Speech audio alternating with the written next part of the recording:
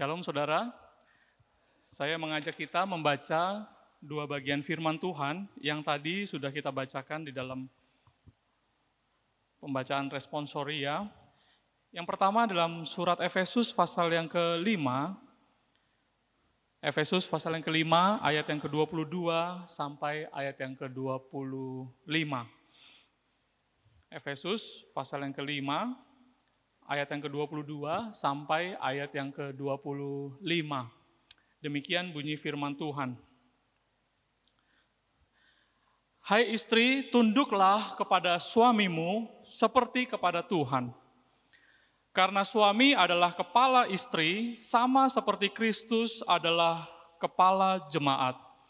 Dialah yang menyelamatkan tubuh, karena itu sebagaimana jemaat tunduk kepada Kristus, demikian jugalah istri kepada suami dalam segala sesuatu. Hai suami, kasihilah istrimu, sebagaimana Kristus telah mengasihi jemaat dan telah menyerahkan dirinya baginya. Satu bagian lagi, saudara, di dalam surat 1 Korintus pasal yang ke-11 ayat yang ke-3. 1 Korintus pasal yang ke-11 ayatnya yang ke-3. Demikian bunyi firman Tuhan. Tetapi aku mau supaya kamu mengetahui hal ini, yaitu kepala dari tiap-tiap laki-laki ialah Kristus. Kepala dari perempuan ialah laki-laki, dan kepala dari Kristus ialah Allah. Mari bagian firman Tuhan ini jangan ditutup dulu, Bapak Ibu Saudara, kita sekali lagi tundukkan kepala, kita berdoa, mohon pimpinan Roh Kudus untuk memahaminya. Ya Tuhan, seperti firman yang terbuka di hadapan kami, demikianlah hati kami terbuka ya Tuhan di hadapan-Mu. Bukalah pikiran kami, sentuh hati kami ya Tuhan, ubah hidup kami. Berbicaralah kepada kami, oleh karena kami anak-anak-Mu telah siap untuk mendengar firman. Bersyukur dan berdoa di dalam nama Tuhan Yesus. Amin.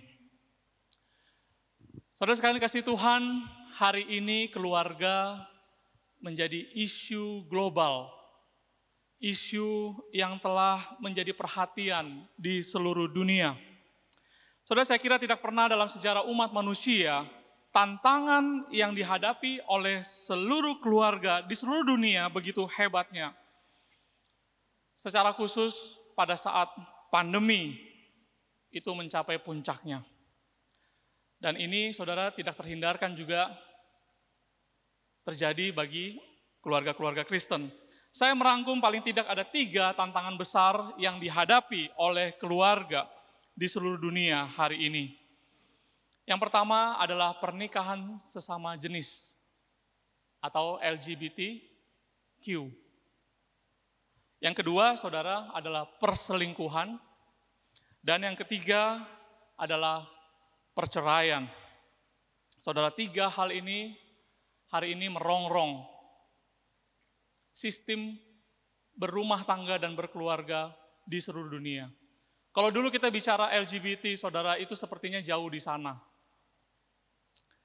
Tetapi hari ini sudah melanda negara-negara Asia. Sudah semakin dekat, saudara. Lalu perselingkuhan itu luar biasa. Dan juga perceraian. Saudara, 3 hal ini telah mengakibatkan hancurnya nilai-nilai dan prinsip-prinsip dasar dalam sebuah keluarga. Dan akibatnya, saudara, biasanya anak-anaklah yang menjadi korban. Itulah sebabnya semakin banyak hari ini orang yang tidak percaya lagi dengan pernikahan. Saudara sekalian kasih Tuhan, pernikahan sejenis, perselingkuhan, dan perceraian. Ini terjadi karena manusia di zaman ini telah menolak dan meninggalkan prinsip dan nilai-nilai dasar di dalam pernikahan dan keluarga yang telah ditetapkan oleh Tuhan. Jadi kegagalan dalam keluarga, saudara, itu terjadi karena Kristus tidak lagi menjadi kepala, di dalam setiap keluarga tersebut. Saudara sekalian dikasih Tuhan, tema kita hari ini adalah Kristus adalah kepala keluargaku. Saudara, perkataan ini, kalimat ini seringkali kita baca, kita lihat di dalam sebuah foto Tuhan Yesus yang biasa terpampang di kebanyakan rumah orang Kristen, bukan? Kristus adalah kepala keluargaku, atau Kristus adalah kepala dari rumah tangga ini, dan variasi yang lainnya. Tetapi sering terjadi kesalahpahaman, saudara, di antara banyak orang Kristen mengenai posisi pemimpin di dalam keluarga. Sebetulnya yang jadi kepala itu Tuhan Yesus atau suami? Karena firman Tuhan juga berbicara tadi, suami-suami adalah kepala dari istri. Sehingga akhirnya membuat banyak orang menyalahgunakan ayat ini, saudara, dan memanfaatkan ayat ini untuk menyebut, memposisikan bahwa suami betul-betul adalah kepala dari istri. Jadi ayat ini, saudara, seakan-akan memberikan penjelasan untuk kita, menegaskan kepada kita bahwa suami adalah pemegang posisi jabatan struktural yang tertinggi di dalam keluarga. Dia yang memegang seluruh kendali yang harus didengarkan dan harus ditaati oleh istri dan juga anggota keluarga lainnya. Saudara, ayat ini juga seakan-akan memberikan suami otoritas untuk membuat keputusan tanpa harus terjadi kesepakatan dengan istri atau anggota keluarga yang lain. Karena dia kepala. Dan seakan-akan, saudara, kesalahpahaman yang sering terjadi adalah suami punya keistimewaan tersendiri, privilege, untuk selalu dilayani dan dipenuhi segala kemauannya, dan istri harus tunduk kepada suami, anak-anak harus tunduk kepada kepala keluarga, yaitu sang ayah. Saudara sekalian kasih Tuhan, tentu itu semua bukanlah pengajaran Alkitab. Saya katakan sekali lagi, semua pemahaman seperti yang barusan saya sebut di atas adalah pemahaman yang keliru. Alkitab tidak pernah menjelaskan hal yang seperti itu. Saudara, betul Alkitab menyebut bahwa suami adalah kepala dari istri. Tetapi Alkitab tidak pernah mengajarkan bahwa suami atau laki-laki adalah hakim yang tertinggi yang menetapkan standar kebenaran berdasarkan pemikiran dan kemauannya sendiri bagaimana keluarga itu harus dijalankan. Saudara, laki-laki bukanlah Tuhan yang seluruh pemikirannya, kelakuannya itu selalu benar.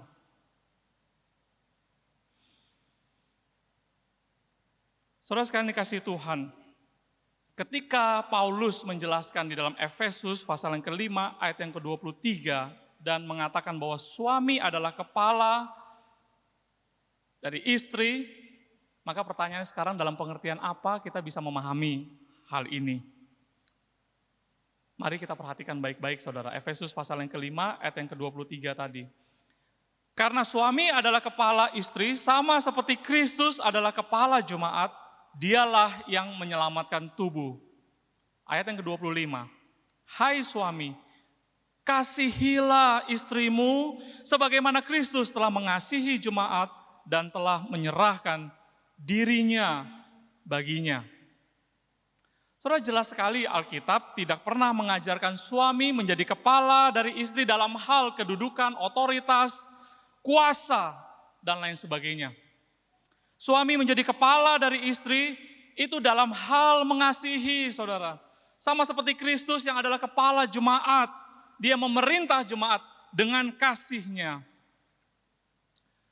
Maka senada dengan itu, di dalam bagian firman Tuhan yang kedua yang tadi kita baca juga, saudara, dalam 1 Korintus pasal yang ke-11 ayat yang ke-13 berkata, tetapi aku mau supaya kamu mengetahui hal ini, yaitu kepala dari tiap laki-laki ialah Kristus, kepala dari perempuan ialah laki-laki, dan kepala dari Kristus ialah Allah. Saudara, ketika Alkitab berkata, suami adalah kepala istri, Alkitab tidak berhenti sampai di sana. Alkitab juga mengatakan Kristus adalah kepala dari suami. Dengan kata lain saudara, laki-laki hanya bisa menjadi kepala dari istri. Hanya dan hanya jika kalau Kristus yang menjadi kepala yang tertinggi di dalam rumah tangga tersebut. Maka dari kebenaran-kebenaran ini, saudara, kita dapat mengambil kesimpulan bahwa sesungguhnya yang menjadi kepala yang tertinggi di dalam keluarga, itu adalah Tuhan kita, Tuhan Yesus Kristus. Nah, sekarang kita akan coba memahami lebih jauh dan lebih mendalam lagi, dalam pengertian apa Tuhan Yesus dikatakan sebagai kepala keluarga kita. Saudara, yang pertama-tama adalah dalam pengertian bahwa Kristus dialah yang membangun dan membentuk keluarga. Maka dia disebut kepala. Karena dialah yang membangun dan membentuk keluarga. Saudara, sejak awal Alkitab menceritakan bahwa Tuhanlah yang merancang, membangun dan membentuk keluarga. Saudara, keluarga itu bukan hasil ciptaan dan hasil karya manusia. Ketika Tuhan menciptakan manusia, Allah di dalam ketritunggalan, dalam kitab Kejadian mencatat, saudara, dikatakan seperti ini, baiklah kita di dalam Tritunggal Allah, baiklah kita menciptakan manusia menurut gambar dan rupa kita. Maka dikatakan Allah menciptakan manusia itu menurut gambar Allah diciptakannya dia, laki-laki dan perempuan. Lalu Allah memberkati mereka. Saudara, Tuhan Yesus hadir ketika manusia pertama kali diciptakan. Tuhan Yesus juga yang pertama membentuk, bahkan memberkati pernikahan. Karena dialah yang membangun keluarga, maka dia juga yang meletakkan dasar, prinsip-prinsip dan fondasi di dalam keluarga. Saudara, di dalam perjanjian baru ketika Tuhan Yesus dicobai oleh orang-orang Farisi yang ingin mencobai Tuhan Yesus dengan bertanya, bolehkah seseorang Yahudi itu bercerai? Ini dicatat dalam Matius pasal yang ke-19. Nah, di situ Tuhan Yesus menjawab pertanyaan pencobaan orang-orang Farisi dengan kembali mengingatkan mereka, kembali menegaskan kepada mereka prinsip-prinsip dasar dari sebuah keluarga yang benar, yang Tuhan rancang. Tuhan Yesus berkata di ayat yang keempat, Matius 19, tidakkah kamu baca? Tuhan Yesus menjawab orang Farisi, Ia yang menciptakan manusia sejak semula menjadikan mereka laki-laki dan perempuan. Dan firman-Nya, sebab itu laki-laki akan meninggalkan ayah dan ibunya dan bersatu dengan istrinya, sehingga keduanya menjadi satu daging. Demikian mereka bukan lagi dua, melainkan satu. Karena itu, apa yang telah dipersatukan Allah, tidak boleh diceraikan manusia. Saudara, jelas di sini kita dapat menarik prinsip-prinsip dasar, standar dari sebuah rumah tangga, keluarga yang Tuhan tetapkan sejak awal.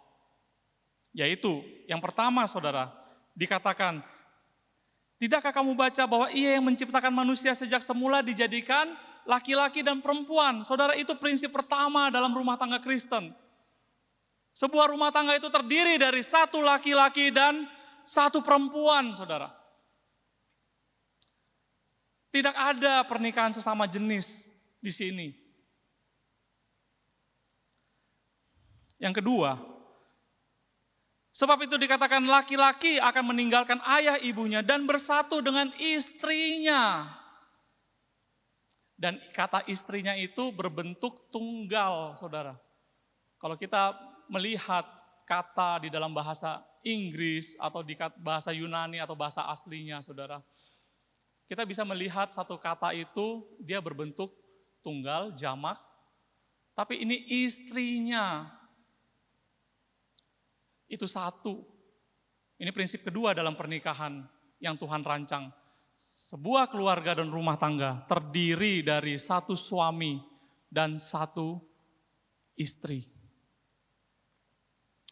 Prinsip selanjutnya dikatakan, Demikian mereka bukan lagi dua, tetapi menjadi satu kesatuan. Sebab apa yang telah dipersatukan Allah tidak boleh diceraikan manusia. Ini berarti pernikahan itu berlaku seumur hidup, saudara. Pernikahan itu adalah sehidup semati. Saya rangkum secara singkat, saudara. Prinsip, standar, dasar, fondasi, landasan pernikahan yang Tuhan tetapkan. Pernikahan Kristen adalah satu laki-laki, satu perempuan, satu suami, satu istri, sehidup semati. Itu standar Tuhan, saudara. Itu yang Tuhan bentuk, yang Tuhan rancang di dalam kehidupan manusia. Saudara, di sini yang ingin saya katakan adalah keluarga itu dibentuk dan didirikan atas kehendak dan rencana dan ketetapan yang Tuhan sudah tetapkan. Keluarga itu nggak pernah dibentuk atas inisiatif manusia, sehingga manusia bisa menentukan semau-maunya bagaimana bentuk keluarga, bagaimana keluarga itu dijalankan, dan bagaimana keluarga dapat dihancurkan dan diakhiri.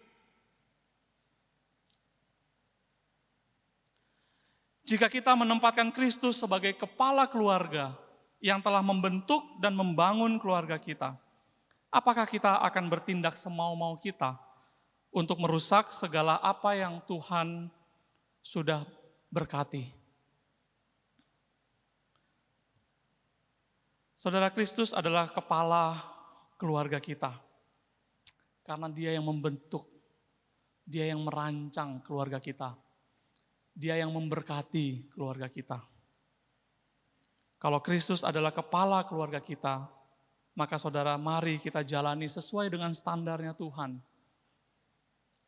Mari kita jangan merusak keluarga kita, semau-mau kita. Karena bukan kita yang bentuk keluarga kita. Tuhan yang bentuk, saudara. Dan Tuhan sudah berkati keluarga kita. Mari jangan kita merusaknya atau kita hancurkan. Di dalam pengertian seperti inilah kita memahami Kristus sebagai kepala di dalam keluargaku. Yang kedua, saudara, Kristus adalah kepala keluargaku dalam pengertian Kristus yang memimpin, mengarahkan, menggerakkan keluarga kita.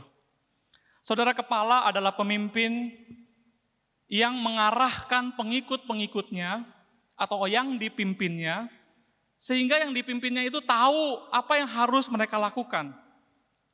Harus menjalankan apa yang baik dan yang benar. Kalau kita membaca perikop paralel dari Efesus pasal yang kelima, saudara, Rasul Paulus juga pernah memberikan nasihat penggembalaan kepada jemaat Kolose tentang rumah tangga dan keluarga. Rasul Paulus juga pernah menasihati jemaat Kolose seperti jemaat Efesus, bagaimana istri harus tunduk kepada suami, bagaimana suami harus mengasihi istri, bagaimana anak-anak harus taat kepada orang tua. Di surat Kolose juga kita menemukan paralelnya, saudara ya. Hal yang sama begitu, pesan penggembalaan yang sama. Tetapi menariknya di dalam Kolose pasal yang ketiga, sebelum Rasul Paulus memberikan nasihat bagaimana istri harus tunduk kepada suami, suami harus mengasihi istri, anak-anak harus taat kepada orang tua. Sebelum itu, saudara, Rasul Paulus menegaskan bahwa setiap keluarga haruslah dipimpin oleh Kristus. Jadi kalau kita membaca Kolose pasal yang ketiga, ayat yang ke-15, dikatakan seperti ini. Hendaklah damai sejahtera Kristus memerintah dalam hatimu. Karena untuk itulah kamu telah dipanggil menjadi satu tubuh. Dan bersyukurlah. Saudara, mari kita perhatikan baik-baik kata-kata ini. Dikatakan hendaklah damai sejahtera Kristus yang memerintah di dalam hatimu. Bukan hendaklah kuasa kepemimpinan suami yang memerintah di keluargamu. Atau hendaklah istri atau anak-anak yang menjadi tulang punggung dalam keluarga yang memerintah di dalam keluargamu. Bukan itu, saudara. Tapi firman Tuhan katakan, biarlah damai sejahtera Kristus, itulah yang memerintah. Artinya apa, saudara? Artinya biarlah di dalam kesatuan keluarga rumah tangga kita, Hadir Tuhan di situ. Ada Tuhan di situ yang memberikan damai sejahtera Kristus. Sehingga damai sejahtera Kristus itu bisa berkuasa dan memerintah di dalam rumah tangga kita, di dalam keluarga kita. Supaya di dalam keluarga kita ada damai sejahtera dan sukacita Tuhan. Kalau kita hadirkan Tuhan, saudara, ada sukacita, ada damai sejahtera karena ada Tuhan di tengah-tengah keluarga yang menjadi pemimpin tertinggi. Kehadiran Tuhan memberikan kedamaian, ketenangan di dalam hati dan jiwa kita. Damai sejahtera sejati yang berdasarkan kasih, kebenaran, keadilan, bukan seperti damai sejahtera yang diberikan oleh dunia yang sifatnya sementara dan fana adanya. Tetapi damai sejahtera yang bukan berdasarkan apa yang ada di luar, yang bisa kita dapatkan secara fisik material di dalam dunia ini. Tetapi damai sejahtera berkat anugerah Tuhan yang Tuhan limpahkan bagi kita. Baik berkat-berkat jasmani maupun berkat-berkat rohani. Dan yang terutama dari semua berkat rohani seperti Paulus pernah katakan, yaitu jaminan keselamatan hidup yang kekal.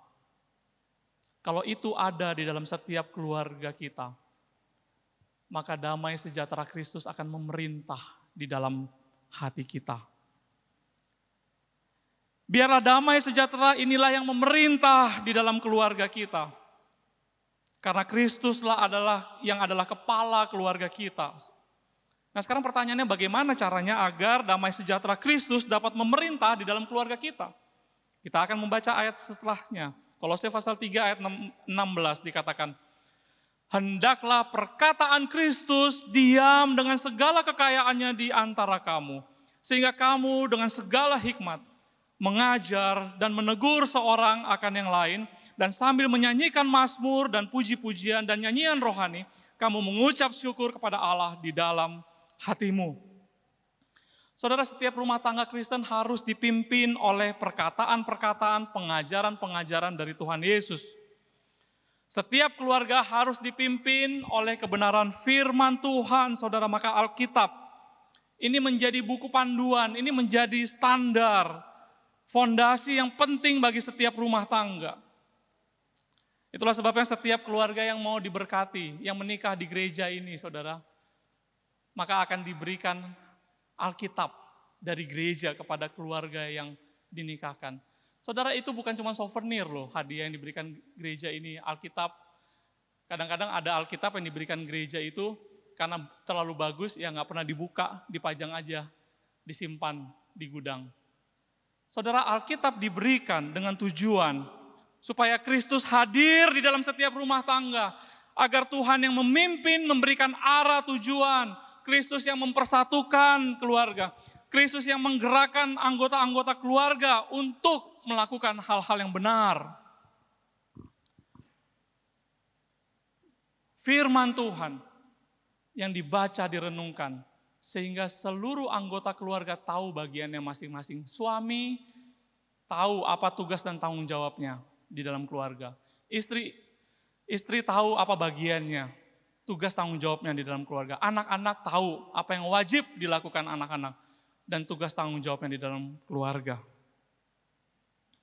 Saudara, semua itu baru bisa terjadi kalau kita dan seluruh anggota keluarga kita tanpa terkecuali membaca dan merenungkan firman Tuhan setiap hari. Disitulah kita dapat mengetahui apa yang menjadi kehendak Tuhan secara khusus bagi keluarga. Apa rencana-rencana Tuhan yang harus kita genapi agar Dia dipermuliakan melalui keluarga kita. Saudara, apakah ada perkataan-perkataan Kristus hadir di tengah-tengah keluarga kita? Apakah ada firman Tuhan yang dibacakan setiap hari bersama-sama dengan keluarga? Jika tidak ada, saudara, maka sekarang pertanyaannya, siapa yang memimpin keluarga kita? Jikalau firman Tuhan tidak dibacakan, pertanyaannya adalah siapa yang menjadi kepala keluarga kita? Itulah sebabnya pastikan Kristus yang menjadi kepala dari keluarga kita. Sehingga ada berkat, damai, sejahtera. Seperti lagu yang tadi kita nyanyikan. Ada bahagia, saudara. Kalau Kristus kita undang menjadi kepala di dalam keluarga kita. Damai sejahtera Kristus hadir dan memerintah di dalam hati saudara dan saya, di dalam rumah tangga kita masing-masing. Yang terakhir, yang ketiga, Kristus adalah kepala keluarga di dalam pengertian Kristus adalah contoh dan teladan. Kristus sebagai contoh dan teladan. Salah satu tugas yang paling penting dari kepala atau pemimpin adalah menjadi contoh dan teladan. Karena dia harus memberikan teladan, melakukan sebuah perbuatan terlebih dahulu, agar yang dipimpinnya itu juga dapat melakukan hal yang sama. Itu tugas dari kepala atau pemimpin, saudara. Dalam hal ini Kristus adalah contoh dan teladan yang terbaik bagaimana membangun relasi yang harmonis di tengah-tengah keluarga. Saudara, Rasul Paulus ketika mengajarkan bagaimana suami harus mengasihi istri, Paulus menyebut, lihatlah bagaimana Kristus mengasihi jemaat. Saudara, Kristus memang tidak memiliki keluarga istri duniawi selama dia ada dalam dunia ini. Jadi sekarang bagaimana kita meneladani dia? Tetapi Alkitab mencatat bahwa Kristus mengasihi jemaat, Kristus mengasihi orang-orang yang ditebus oleh darahnya sendiri. Maka setiap orang percaya, setiap jemaat, umat yang ditebus oleh Tuhan Yesus, merekalah mempelai wanita, merekalah pengantin-pengantin Kristus. Jemaat adalah keluarga yang dipersatukan. Kristus adalah kepalanya. Saudara, bagaimana Kristus mengasihi jemaat? Demikianlah kita mengasihi anggota keluarga kita. Saudara, Tuhan Yesus memberikan teladan terindah bagaimana menyelesaikan masalah, yaitu dosa. Ketika dia tidak menyelesaikannya dengan kekerasan, dengan kuasa, dengan power, dengan tangan besi, melainkan dengan kasih dan pengampunannya, dan tetap menegakkan kebenaran dan keadilan. Pengorbanannya itulah, saudara, cara dia menyelamatkan kita. Dengan cara meninggalkan tahta sorga yang mulia, datang ke dalam dunia untuk menebus dan menyelamatkan saudara dan saya. Saudara, ini adalah teladan sempurna dari Tuhan Yesus, sekaligus kunci bagaimana membina keharmonisan di dalam keluarga. Karena isu yang terpenting dalam keluarga bukanlah mencari siapa yang lebih tinggi, siapa yang lebih rendah. Isu utamanya bukan soal otoritas dan kuasa, saudara. Sejak semula, ketika Tuhan melihat Adam seorang diri, isunya bukan Adam, kayaknya harus ada satu makhluk lagi yang lebih rendah dari Adam, maka diciptakanlah wanita. Bukan itu, bukan. Isunya adalah Adam, Tuhan melihat ini tidak baik bahwa Adam seorang diri. Isunya adalah Adam tidak punya orang yang mengasihi dia dan orang yang bisa dikasihi dia.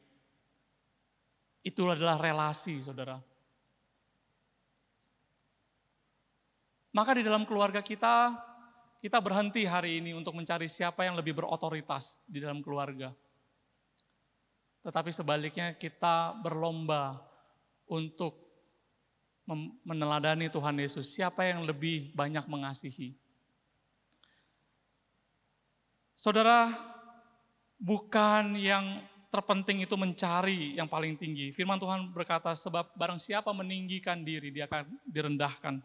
Barang siapa merendahkan diri, ia akan ditinggikan. Ketika Kristus berelasi di dalam ketritunggalan Allah, relasi yang sangat harmonis di dalam kekekalan. Maka kalau saya mengajak kita balik sedikit ke ayat yang tadi, 1 Korintus pasal 11 ayat yang ketiga, ada hal menarik di sini. Rasul Paulus berkata, kepala dari setiap istri adalah laki-laki. Kepala dari laki-laki adalah Kristus. Ditambahkan, kepala dari Kristus adalah Allah. Wow, saudara, banyak orang membaca ayat ini dengan salah lagi. Berarti Allah lebih tinggi daripada Tuhan Yesus Kristus. Tuhan Yesus levelnya di bawah Allah Bapa. Itu pengikut-pengikut saksi Yehova yang memakai ayat ini untuk membuktikan Kristus adalah levelnya lebih di bawah dari Allah. Tetapi saudara, kalau kita perhatikan baik-baik, di sini Kristus sedang ingin mencontohkan kerendahan hati Dia. Filipi pasal yang kedua berkata, yang walaupun dalam rupa Allah tidak menganggap kesetaraan dengan Allah itu sebagai milik yang harus dipertahankan. Melainkan telah mengosongkan dirinya sendiri, dia merendahkan hatinya dan taat. Saudara, biarlah ini terjadi dalam rumah tangga kita. Kita tidak merebut siapa posisi yang paling tinggi dan mempeributkan hal itu terus. Mari kita berlomba meneladani Kristus di dalam hal saling mengasihi, saling mengampuni, saling menghormati. Saudara, Rasul Paulus berkali-kali, baik itu di Kolose maupun di Efesus berkata, hai suami, kasihilah istrimu. Ketika dia mengatakan, suami adalah kepala dari istri. Istri tunduklah kepada suamimu. Hai suami, kasihi istrimu. Rasul Paulus tidak pernah bukan berkata, suami karena engkau kepala daripada istri, kendalikan istrimu, perintah istrimu, atur istrimu. Enggak pernah saudara. Engkau kepala dari istri bukan? Kasihilah istrimu. Saudara, biarlah firman Tuhan semakin terang kita pahami. Kristus adalah role model kita untuk menjalankan keluarga kita. Contoh teladan terindah di dalam hal saling mengasihi, saling melayani, saling mengampuni. Walaupun kita harus ingat saudara, pengampunan itu baru efektif kalau diikuti dengan pertobatan dan perubahan hidup. Setiap keluarga perlu role model. Role model kita adalah Tuhan Yesus. Dan hari ini dunia menanti-nantikan ada role model keluarga-keluarga yang sehat, keluarga-keluarga yang benar, keluarga-keluarga yang sesuai dengan ketetapan rencana Tuhan. Hari ini dunia menantikan hal itu, saudara. Maka saat ini di siang hari yang indah ini, saya mendorong Bapak Ibu Saudara, termasuk saya sendiri. Kita meneladani Kristus yang adalah kepala keluarga kita. Sehingga kita bisa kemudian menjadi contoh teladan juga. Melalui keluarga kita, kita bersaksi bagi dunia. Kita mengajarkan kepada dunia, ini loh keluarga yang benar. Bukan dunia yang hari ini mengajarkan kepada semua orang LGBT, perselingkuhan, perceraian di semua media-media yang ada. Di semua tontonan film-film yang ada, semua dipropagandakan dan diajarkan oleh dunia. Dan hari ini saudara, adakah keluarga-keluarga Kristen yang mau berdiri di tengah-tengah dunia yang hancur seperti ini? Untuk mengatakan kepada dunia, ini loh keluarga seperti yang Tuhan tetapkan. Saudara, ini menjadi pergumulan saya secara pribadi. Dan ini kami doakan dengan saya, istri saya, dan anak-anak setiap malam. Bagaimana sungguh Tuhan beranugerah, berbelas kasihan kepada keluarga kami. Agar keluarga kami sungguh-sungguh dapat menjadi saksi yang baik. Saudara, banyak keluarga hamba Tuhan yang tidak dapat menjadi contoh. Banyak hamba-hamba Tuhan jatuh. Banyak hamba-hamba Tuhan yang pelayanannya luar biasa, tetapi keluarganya berantakan. Atau sebaliknya, saudara, hamba Tuhan keluarganya bagus, harmonis, pelayanannya amburadul. Waktu saya sekolah SMA di sekolah negeri, saudara, saya ingat karena sekolah negeri itu ada geng motor. Dan teman saya, salah satu yang menjadi ketua preman geng motor itu, saudara, dia anak pendeta gereja besar lagi. Geleng-geleng kepala saya. Gimana caranya ya? Bapaknya bisa khotbah sama jemaat. Anaknya ketua geng motor. Yang setiap bubaran sekolah tuh, wah, sama satu geng itu di depan sekolah. Soalnya itu saya doakan setiap hari. Saya dan istri mendoakan agar anak-anak sungguh-sungguh ya Tuhan, bisa mengalami Tuhan secara pribadi dan tahu mereka bisa mengejar kehendak Tuhan secara pribadi untuk digenapi dalam diri mereka. Saudara, ada sebuah kesaksian keluarga hamba Tuhan yang baik. Di tengah-tengah banyak kasus-kasus hamba Tuhan yang menggetarkan kita, saudara. Tetapi ada satu contoh yang sangat baik, saya mau sharingkan sebentar. Seorang wanita bernama Ruth McHugh Bell, dia lahir di China. Tapi karena itu tahun 1920, China pada saat itu masih ROC, masih Republic of China. Yang sekarang tinggal Taiwan, saudara ya. Dia lahir 1920, papa mamanya adalah missionary yang melayani di rumah sakit di utara Shanghai. Jadi papa mamanya missionary dari Amerika, dia dilahirkan di China. Saudara, dalam kesaksiannya dia tumbuh kembang dalam situasi kehidupan yang tidak mudah. Bahkan dia pernah bersekolah di Pyongyang, saudara, di Korea Utara. Sekolah masa kecil dia. Kehidupan pada zaman itu, stabilitas politik, ekonomi sedang tidak stabil. Perang dunia kedua, saudara.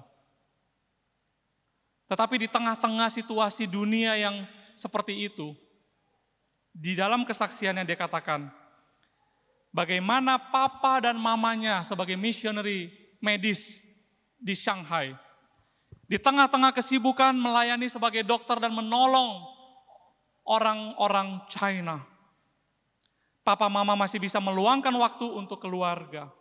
Dia melihat bagaimana papa sangat sayang dengan mamanya. Dan papa, mama bersama-sama mengajak anak-anak membaca firman Tuhan setiap malam.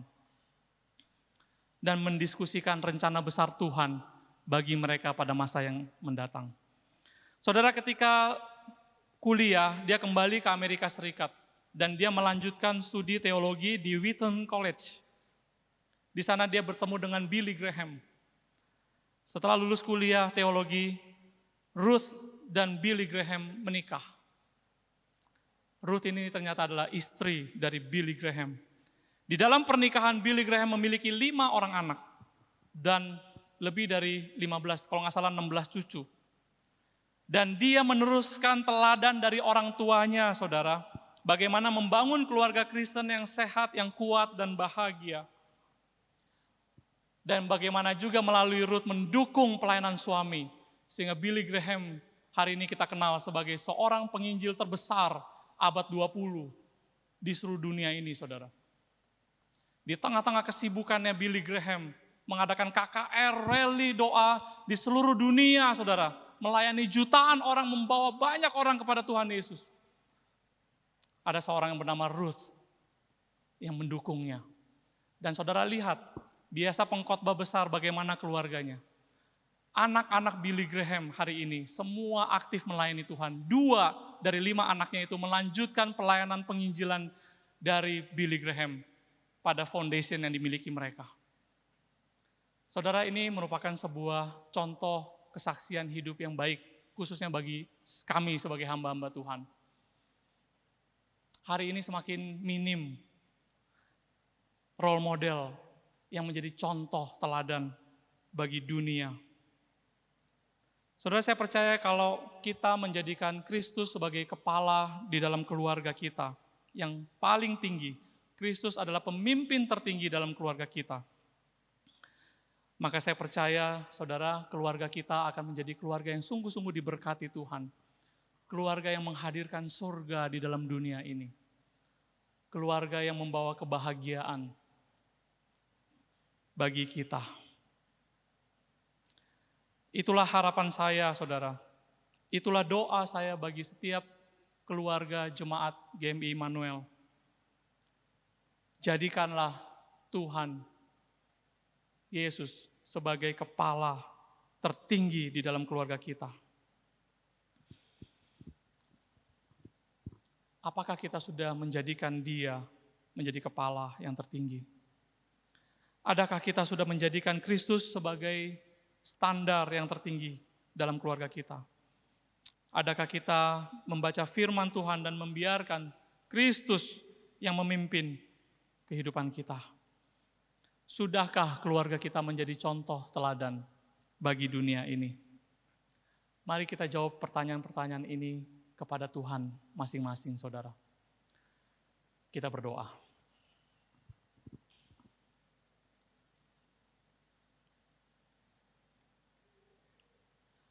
Tuhan, kami bersyukur untuk firman yang telah kami dengarkan. Berkatilah setiap kami ya Tuhan. Perbaharuilah janji setia kami ya Tuhan. Ketika Engkau pernah memberkati keluarga kami masing-masing ya Tuhan. Biarlah Tuhan pada siang hari ini setelah kami mendengar firman Tuhan, kami boleh disegarkan kembali. Ampuni jikalau selama ini kami sudah begitu suam-suam kuku dan tidak lagi begitu mempedulikan bagaimana keluarga kami berjalan. Kami rindu ya Tuhan, mulai saat ini kami rindu menghadirkan Engkau hadir di tengah-tengah keluarga. Mempersilahkan Engkau memimpin keluarga kami. Sehingga kami sungguh-sungguh Tuhan pakai menjadi keluarga yang Engkau berkati ya Tuhan. Menjadi keluarga yang menjadi saksi bagi dunia ini. Materaikanlah firman-Mu di dalam hati kami yang terdalam. Oleh karena kami seturut dengan pertolongan Roh Kudus, menjalankannya, melakukannya di dalam kehidupan kami. Ya Tuhan, sebentar jikalau kami akan menghadap ke meja perjamuan kudus-Mu. Saat ini dengan rendah hati ya Tuhan, kami memohon Tuhan Engkau mengampuni segala dosa-dosa dan kesalahan-kesalahan yang kami lakukan. Tuhan, kami tidak layak. Kami datang memohon belas kasih-Mu. Tuhan, kuduskan kami sekali lagi. Tuhan, sucikan kami. Tuhan, pulihkanlah kami. Tuhan, perbaharui kami. Kami bersyukur, kami berdoa di dalam nama Tuhan Yesus. Amin.